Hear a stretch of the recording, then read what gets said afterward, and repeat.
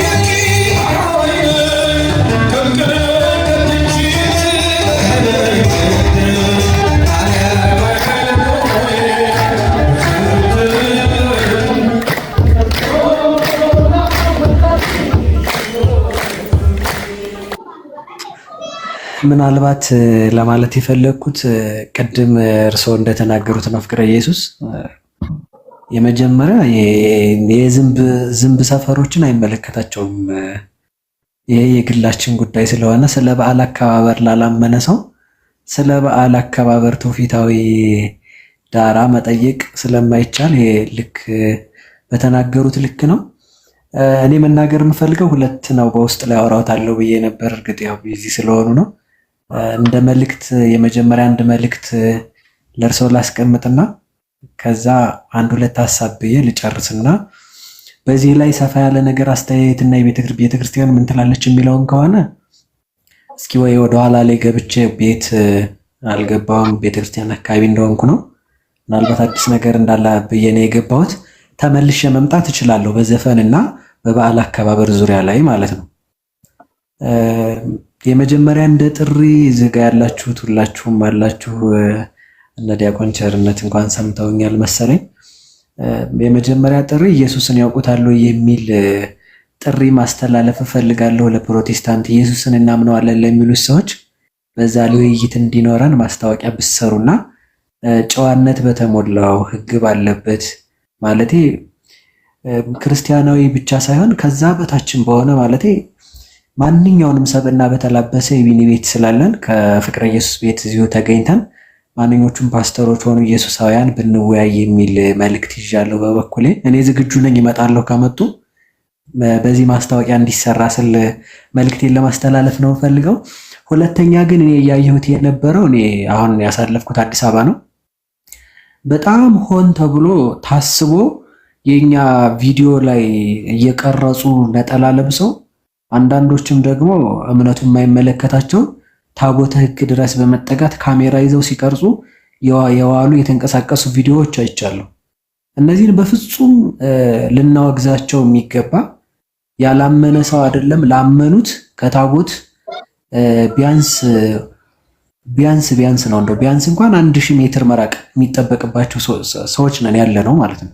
ላመን ነው እንኳን ከታቦት መራቅ ይጠበቅብናልና ከዚህ የተነሳ ሰዎቹ ድራማ ለመስራት እየመጡ ስለሆነ ይሄን ልናወግዝ ይገባናል የሚል መልእክት ነው ያለኝ። ሌላው ጎንደር ላይ ያለው ነገር ብቻ ሳይሆን ምናልባት እናንተም ሰርታችሁበታል ብዬ አስባለሁና ቤተክርስቲያን በምንፈልጋት ልክ እየወረደች ነው። ሰው ወደሚፈልጋት ወደ ግለሰብ እየወረደች ነው። ቤተክርስቲያን ውስጥ ያልተጠመቀ ሰው እየገባ ስፖርት ሲሰራ እናያለን። በዓል ሲሆን ታቦት ካስገባ በኋላ ዛሬ አሁን 13 ነው። ታቦት ገብቶ አስፓልት ላይ ሰው እየጨፈረ ነበር ቆሞ ማለት ነው፣ ታቦት አስገብቶ። ይሄ ዘፈን በቤተ ክርስቲያን በፍጹም እስከ መቼም ድረስ የማይፈቀድ ነገር ነው። ግን ሰሜኑ ላይ ያለው ታርጌት ግን ልክ እንደተባለው አዲስ አበባ የተጨፈረው እንዴት አድርገን ነው ሰሜን የምንሄደው ነው። ይሄ ለሰሜን አንደኛ ከፖለቲካ ጋር አያይዞ ሃይማኖትን ለህዝቡ ያለን ጥላቻ ነው ሊያሳይ የሚችለው እና ከዚህ በተረፈ ሌላ ምለው ምንድነው ሁሉም ቦታ ላይ የሚጨፍሩ ሰዎች ነበሩ፣ የሚዘምሩ ሰዎችም ነበሩ። ይሄ የታወቀ ነው። ወጣቱ ሆ ይላል በባህሉ፣ ግን ይፈቀዳሉ የሚለው ነገር አይፈቀድም። በቤተ ክርስቲያን አስተምሮ ዘፈን በየትኛውም መጽሐፍ የለም። እንደው ምንድነው የሚለው ቅዱስ ጳውሎስ ለቅዱስ ጢሞቴዎስ ሲመክረው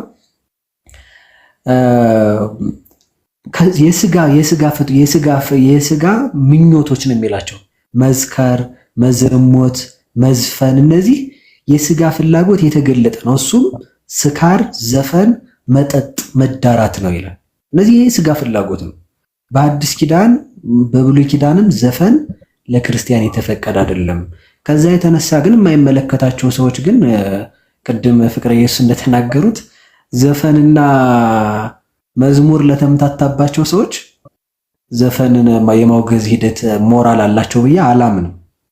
እንደ ቤተ ክርስቲያን ግን አይፈቀድም። በማስረጃ እንምጣበት ከተባለ አመስጋኝም ዘፋኝም መሆን አይቻልም። አንድ ጊዜ ዘፋኝ ለምሳሌ እዚህ ሁለት ነገር እናያዝ። ማቴዎስ ወንጌል ምዕራፍ 22 ቁጥር 8 ላይ ያለው ለምን ትለበስከ ልብሰ መራ፣ አንተ ሰው የሙሽራ ልብስ ሳትለብስ ለምን ወደ ሰርግ የገባህ ያለውን ቅዱስ ዮሐንስ አፈወርቅ ሲተረጉመው ዓለምም እግዚአብሔርም አይቅርብኝ ያሉ ሰዎች ናቸው ይላል። ዘፈንም አይቅርብኝ፣ መዝሙርም አይቅርብኝ፣ ስርቆትም አይቅርብኝ፣ ምጽዋትም አይቅርብኝ፣ ተክሊልም አይቅርብኝ፣ ዝሙትም አይቅርብኝ፣ ሐሜትም አይቅርብኝ፣ ጸሎትም አይቅርብኝ፣ ቂምም አይቅርብኝ፣ ደግሞ ጸሎቱን እሞክራለሁ የሚሉ ሰዎች ናቸው ነው የሚለው። ስለዚህ ያንን ወደ ሰርጉ የሚገባ ሰው አንድና አንዱን መርጦ ነው። ሰርጉ የተጠራው ሁሉም ነው። ሰርጉ ውስጥ ግን ሲገባ ለሰርጉ የማይገባ ልብስ የለበሰ ማለት ቤተክርስቲያን ሲሄድ ለቤተክርስቲያን የሚገባትን ክብር የማይሰጥ መዝሙር ነው ዝማሬ ነው እንጂ የተፈቀደው ጭፈራ የሚባል ነገር አይታወቅም። ስለማይታወቅ ማለት ነውና ቅዱስ ዮሐንስ አፈወርቅ ሲተረጉመው የተረጎመው ምንድነው? ሰርግ ተጠራ። ሰርግ ምንድነው? ሃይማኖት ነው። ሰርግ ምንድነው? ተዋህዶ ነው። ሰርግ ምንድነው? መዝሙር ማህሌት ነው። እዛ ተጠርቶ ሲያበቃ ሰውየው ከሰርጉ አልቀረም አለ፣ ሄደ። ከሄደ በኋላ ግን የለበሰው ምንድነው ቢባል አሮጌ ልብስ ነው። ስለዚህ ዘፈንም አይቅርብኝ መዝሙርም አይቅርብኝ ማለትም አይቻልም። አንድ መሆን መምረጥ ግዴታ ነው። ምክንያቱም ስርቆትንም ይዞ ዘፈንንም ይዞ አይቻልም። ቂምንም ይዞ ጸሎትንም ይዞ ስለማይቻል ማለት ነውና ነገሩን ለማሳጠር ስለዚህ በቤተ ክርስቲያናችን ሕግ ዘፈን አይፈቀድም። የሚጠቀስ አንድ ጥቅስ አለ። ሰው የሚጠቅሰው ጅል የሚጠቅሰው ማለት ነው። በጣም ይቅርታ ይደረግልኝ። ጅል የሚጠቅሰው ጥቅስ ጅል የሚጠቅሰው ማለት ሰብህዎ በክህሎቱ የሚባል ማለት ነው። ሁሉም በችሎታ ያመስግን የሚባል የጅል ጥቅስ ማለት ነው።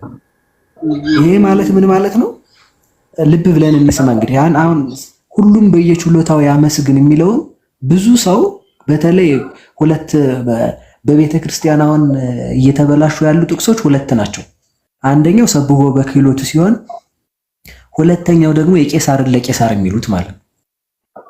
ሁለት ጥቅስ። ይሄኛው የቄሳርን ለቄሳር ግብር መሰብሰቢያ ሆኗል።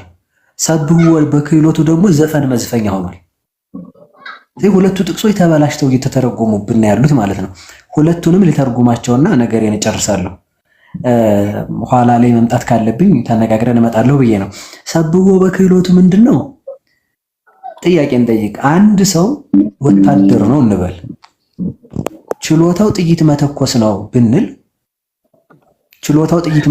ብንል ክብረ በዓል መጥቶ በችሎታው ያመስግን ከተባለ ምን አድርጎ ያመስግን? ጥይት ተኩሶ ሰው ገድሎ? አንድ ሰው ተደባዳቢ ነው እንበል፣ ቤተክርስቲያን መጣ የጥምቀት፣ ምን አድርጎ ያመስግን? ተደባድቦ እዛ የመጣውን ሰው ደብድቦ? አይቻልም።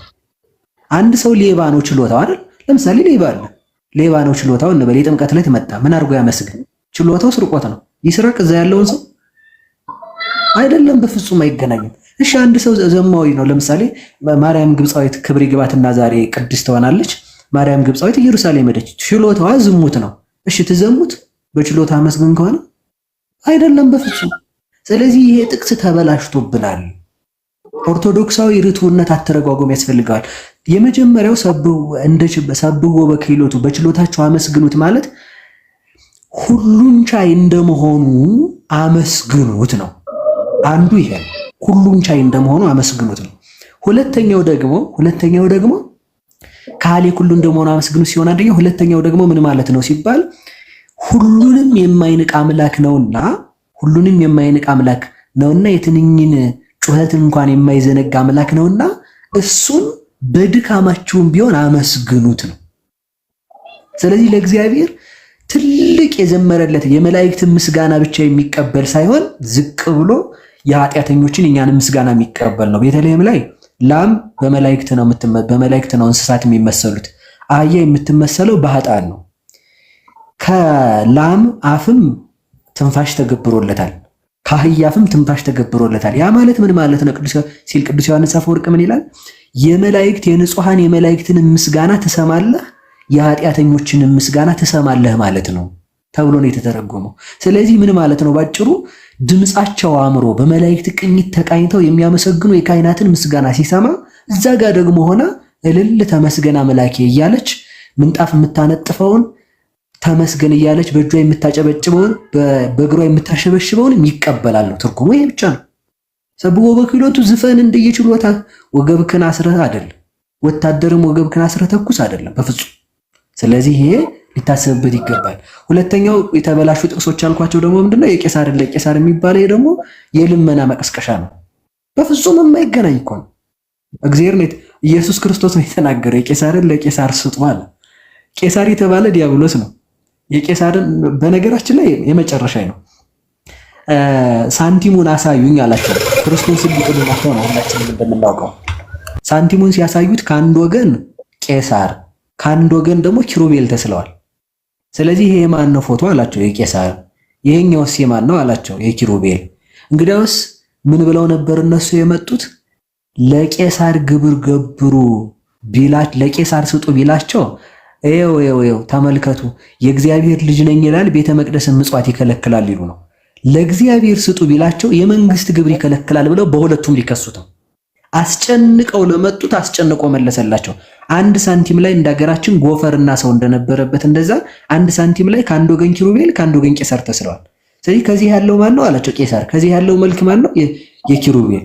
እናንተም የኪሩቤል የእግዚአብሔርን ለእግዚአብሔር የቄሳርን ለቄሳር ስጡ አላቸው። ምን ማለት ነው? እናንተ በእኔ መልክ ተፈጥራችኋል። ቄሳር የተባለ ዲያብሎስ ነው። ኪሩቤል በኪሩቤል የሚመሰሉት ኪሩቤል በእግዚአብሔር መልክ የተሳሉ ስለሆኑ ራሱ እግዚአብሔር ነው የሚመሰልባቸው። እናንተ በእኔ መልክ ነው የፈጠርኳችሁ። እናንተ ለእኔ ሁኑ፣ ለዘፈኑ፣ ለኃጢአቱ፣ ለተንኮሉ ሰይጣን ይበቃል ያለውን ጥቅስ ግብር አስገቢ ለማለት አድርገነዋል ማለት ነው። እንግዲህ እኛ ሰፈር ሲመጣ ስለዚህ ከዚህ የተነሳ ዘፈን አይፈቀድም። ሰሜኑን ለኢየሱስ የሚሉትን ሰዎች ግን ሰሜኑን ለኢየሱስ ከማለት በፊት ኢየሱስ ለእናንተ ማን ነው የሚል ጥሪ አቅርበናል። ተሰብስበው መምጣት ይችላሉ ላለው ፍቅረ ኢየሱስ ሰዓት ስለወሰድኩ ይቅርታ።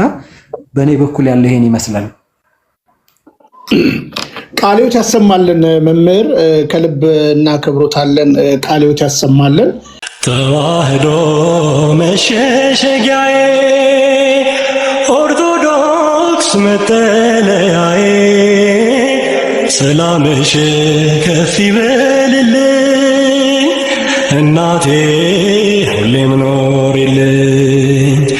ሰላምሽ ከፍ ይበልልኝ